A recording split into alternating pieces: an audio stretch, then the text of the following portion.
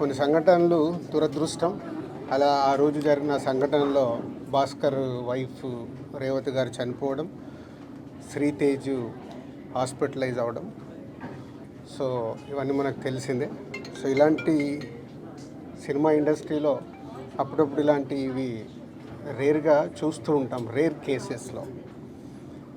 పోతే ఈ మధ్య నన్ను సీఎం గారు ఎఫ్డీసీ చైర్మన్గా నియమించినప్పుడు సో ఇండస్ట్రీకి అండ్ ఇటు ప్రభుత్వానికి మధ్యలో బ్రిడ్జ్ లాగా ఉండటానికి నాకు ఇండస్ట్రీలో ఉన్న ఒక ఇంపార్టెంట్ పర్సన్గా, అలాగే ప్రభుత్వం నుంచి కూడా ఎఫ్డీసీ చైర్మన్ ఇంపార్టెంట్ పర్సన్గా బ్రిడ్జ్ లాగా ఉండాలని నియమించారు. పోతే నేను ఎమర్జెన్సీగా యుఎస్లో ఈవెంట్ ఉండడం వల్ల యుఎస్ వెళ్ళడం, నేను నిన్న నైటే ఇక్కడికి వచ్చాను.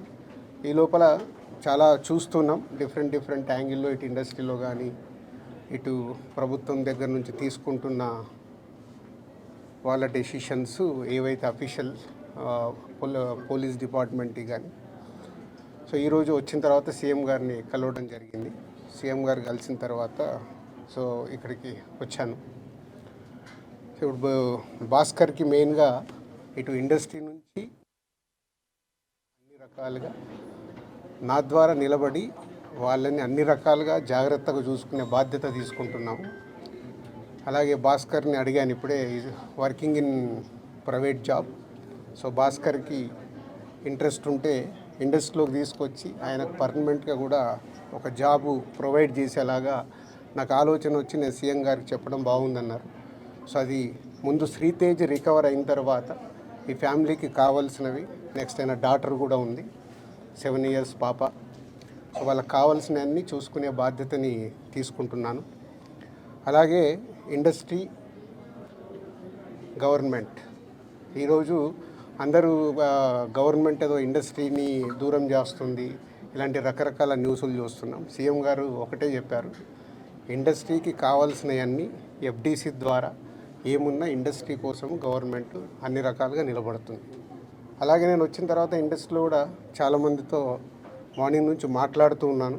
సో సీఎం గారు అపాయింట్మెంటు రేపు కానీ ఎల్లుండి కానీ ఇస్తాను. అందరం వెళ్ళి సీఎం గారిని కలిసి అన్ని రకాలుగా రెండుటి మధ్యలో, ఇండస్ట్రీకి అటు గవర్నమెంట్కి మధ్యలో ఉంటూ బ్రిడ్జిగా ఎలాంటి సమస్యలు తలెత్తకుండా చూసుకునే రెస్పాన్సిబిలిటీని సీఎం గారు నాకు ఇచ్చారు. అటు చూస్తూ భాస్కర్ ఫ్యామిలీని కూడా చూసుకునే బాధ్యతను సో భగవంతుడి దయ వల్ల శ్రీతేజ్ తొందరగా రికవర్ అయ్యి మామూలు మనిషి అవుతాడని ఆశిస్తూ సెలవు తీసుకుంటాం. ఎట్లా ఉన్నారు శ్రీతేజ్ ఆరోగ్యం? ఎట్లా ఉంది? చాలా ఇంప్రూవ్మెంట్ ఉందని ఇప్పుడే డాక్టర్ చెప్పారు. 2 days అయిందంట వెంటిలేటర్ తీసిన తర్వాత రికవర్ అవుతున్నాడు. సో బాయ్ కాబట్టి, చిన్న ఏజ్ కాబట్టి ఫాస్ట్గా రికవర్ అయ్యే ఛాన్స్ ఉంది. గాడ్ గ్రేస్, వెంటిలేటర్ తీసిన తర్వాత కూడా రికవరీ కనిపిస్తుంది కాబట్టి డెఫినెట్గా తొందరలోనే కోలుకుంటారు. ఈ ఎపిసోడ్కి ఇంకా తెరబడట్లేదు సార్ మీరు వచ్చినందుకు? చూద్దాం. అంటే ఎపిసోడ్ జరుగుతుంది, దేనికి ఎలా మలుపులు తిరుగుతుందో మన అందరికీ తెలుసు. అన్ని 2 రకాలుగా ఇటు ఇండస్ట్రీలో జరుగుతుంది కానీ అటు గవర్నమెంట్ సైడ్ కానీ రెస్పాన్సిబిలిటీ తీసుకొని అన్నీ తొందరలోనే సమసిపోయేలాగా రూట్ వేస్తుంది. నిన్న కాంగ్రెస్ పార్టీ ఎమ్మెల్యే గాంధీ భవన్లో మాట్లాడుతూ నైజాం ఏరియాలో నేను సినిమా హీరోలు అడుక్కు తింటారని స్టేట్మెంట్ చేశారు. అవి వద్దు, నేను వచ్చింది సీఎం గారు చెప్పింది, నేను వచ్చి ఇప్పుడు కమ్యూనికేట్ చేస్తుంది. రెండుటి మధ్యలో ఎలాంటి సమస్య లేకుండా చూసుకునే రెస్పాన్సిబిలిటీ ఎఫ్డీసీ చైర్మన్గా నాది. ప్రైవేట్గా ముందు ఫిలిం ఇండస్ట్రీ నుంచి నేను చేయాల్సింది ఏంటంటే, నేను నిర్ణయం తీసుకుంటున్నాను, సీఎం గారికి కూడా చెప్పాను. రేపు అక్కడి నుంచి గవర్నమెంట్ నుంచి ఏమొస్తుందని మనం చూద్దాం. ఒక సినిమా రిలీజ్ అయిందంటే ఖచ్చితంగా అభిమానుల దగ్గరికి వచ్చి పలకరించడం, సినిమా గురించి అభిమానులతో కలిసి చూడడం అనేది ఆనవాయితీగా వస్తుంది. ఇప్పుడు అవన్నీ లేవని చెప్తూ ఉన్నారు. దీని గురించి మీ రియాక్షన్ ఏంటి? అట్ ది సేమ్ టైం కాదమ్మా, ఒక్క నిమిషం, ఇలాంటివి జరగడము దురదృష్టం. ఎన్నో సినిమాలు రిలీజ్ అవుతాయి, మరి ఎప్పుడు జరగవు కదా. అప్పుడప్పుడు ఎవరు కావాలని చెయ్యరు, సిచ్యువేషన్ వల్ల జరిగిన ఇన్సిడెంట్ ఇది. ఎవరైనా కావాలని చేస్తారా? ఇప్పుడు వాళ్ళు కూడా ఆనందంగా కుటుంబంతో అక్కడ చూద్దామని వచ్చారు. దిల్సుఖ్ నగర్ నుంచి సంధ్యా థియేటర్కి వచ్చారు అంటే వాళ్ళకు ఒక ఆనందం పొందటానికే వస్తారు. దురదృష్టం ఇలాంటి సంఘటన జరగడం. ఇలాంటి సంఘటన చెయ్యాలని ఎవరు చేయరు, జరిగింది కాబట్టి దీనికి అన్ని రకాలుగా చూసుకొని చేయాల్సిన బాధ్యత పౌరులుగా మా పైన ఉంది, అలాగే మీడియా పైన కూడా ఉంది. మనందరికీ రెస్పాన్సిబిలిటీ ఉంది. దీన్ని మనము మీ సైడ్ నుంచి కూడా రెస్పాన్సిబిలిటీ ఏంటి, కరెక్ట్గా చూపించిందే 10 సార్లు చూపించి 10 సార్లు వేసి జనాలకు కాకుండా జాగ్రత్త. ఇప్పుడు నేను మాట్లాడాను, దీంట్లో ఉన్న మంచిది జనాల దగ్గరకు తీసుకెళ్ళి సొసైటీకి ఉపయోగపడేలాగా చేయాలి. సరే, ఇప్పుడు మీరు చెప్పినారు ప్రభుత్వానికి ఇండస్ట్రీకి మధ్య బ్రిడ్జ్ లాగా మీరు పనిచేయబోతున్నారని. సీఎం చెప్పిన మాటలకి అల్లు అర్జున్ కౌంటర్గా ప్రెస్ మీట్ పెట్టి అవన్నీ కమెంట్స్ చేసినారు, మీరు చూసే ఉంటారు. అట్లా కాదు, ఫాల్స్గా చెప్తున్నారు అని. దాన్ని మీ అబ్జర్వేషన్. నేను అదే కదా రాత్రి వచ్చాను, వచ్చి ఇప్పుడు సీఎం గారిని కలిశాను. సీఎం గారు చెప్పాల్సింది మీకు చెప్పాను. తర్వాత అల్లు అర్జున్ కూడా కలుస్తాను, ఇండస్ట్రీలో ఇంపార్టెంట్ పర్సన్గా. కలిసిన తర్వాత అది కూడా చెప్పి సమన్వయం చేస్తాను. అదే నా డ్యూటీ.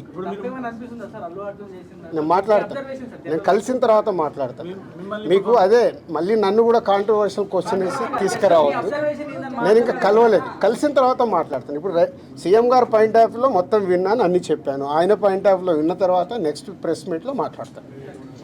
నాకు ముందు కావాల్సింది ఏంటంటే మనందరికీ కావాల్సింది ఏంటి, సీఎం గవర్నమెంట్దా లేక అల్లు అర్జున్దా కాదు, ఈయనకి ఏం సపోర్ట్ చేస్తున్నాం, ఈయన ఫ్యామిలీని ఎలా కాపాడుతున్నాం అనేది మన అందరి రెస్పాన్సిబిలిటీ. దాని మీదే ఫోకస్ చేద్దాం. ఎస్, ఫైనాన్షియల్గా అన్ని రకాలుగా భాస్కర్కి నిలబడబోతున్నాం. అది నేను లీడ్ చేస్తున్నాను, నేనే పక్క నుండి నేను అన్నీ చేయిస్తాను. అది చెప్పడానికే సీఎం గారు చెప్పమన్నారు. ఈరోజు ద్వారా కూడా ఆయనకు జరగాల్సింది డెఫినెట్గా జరుగుతుంది. లాజికల్గా టెక్నికల్గా జరగాల్సిన అన్నీ అయిపోయిన తర్వాత భాస్కర్కి అందరం పక్కన నిలబడి కాపాడుకునే బాధ్యత మాది. ఎందుకంటే ఇప్పుడు ఈరోజు బాబుకి అయ్యే ఎక్స్పెన్సెస్ కావచ్చు, పిల్లగాన్ని చదివియాలి, పాపం చదివియాలి, ఆయనకున్న చిన్న ఉద్యోగము, ఫ్యామిలీని కాపాడుకుంటూ ఆయన చేయాల్సిన బాధ్యత ఉంది. కాబట్టి ఆయనకు అందరం మేము అండగా నిలబడి చేస్తాం. నా డ్యూటీ నేను చేస్తున్నాను, నీ డ్యూటీ నువ్వేం చేస్తున్నావు? నువ్వు నాకు క్వశ్చన్స్ చేస్తున్నావు. ఎఫ్డీసీ చైర్మన్గానే సీఎం గారు అక్కడి నుంచి చెప్పాల్సింది చెప్తున్నాను. నేను సీఎం గారు చెప్పిందే చెప్తున్నాను.